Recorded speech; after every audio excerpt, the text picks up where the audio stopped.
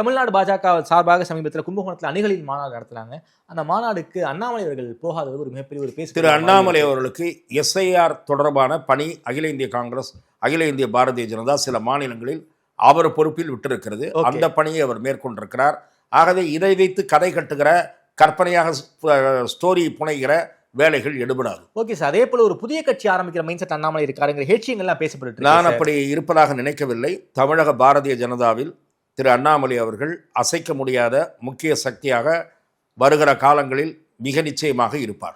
புயல் காரணமாக டெல்டா பகுதியில் ஒரு மிகப்பெரிய ஒரு சேதம் ஏற்பட்டிருக்கு.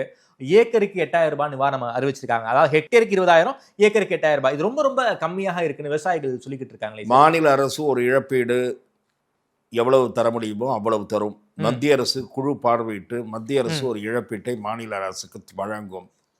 இதெல்லாம் ஒவ்வொரு அரசாங்கமும் விவசாயிகள் எதிர்பார்த்த தொகையை முழுமையாக கொடுத்து விடாது. எந்த அளவுக்கு முடியுமோ அந்த அளவு தான் கொடுப்பார்கள்.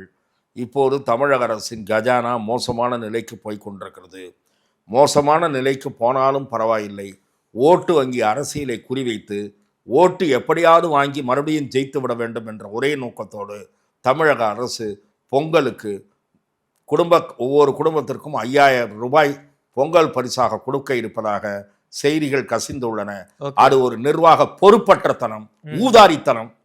ஓட்டுக்காக இப்படி பண்ண போறாங்க. ஓட்டுக்காகத்தான் செய்கிறார்கள். நான் மக்களுடைய பசி அல்லது துன்பம் போக்கப்பட வேண்டும் என்பதில் எனக்கு மாற்று கருத்தில்லை. இந்த பொங்கலுக்கு கொடுப்பீர்கள், ஒவ்வொரு பொங்கலுக்கும் கொடுக்குமா? அந்த அரசுக்கு திராணி இருக்கிறதா அல்லது நிதி வசதி இருக்கிறதா? ஆகவே இந்த வருஷம் ஏன் கொடுக்கிறீர்கள்? ஓட்டு பிச்சை எடுக்க வேண்டும் என்பதற்காகவா?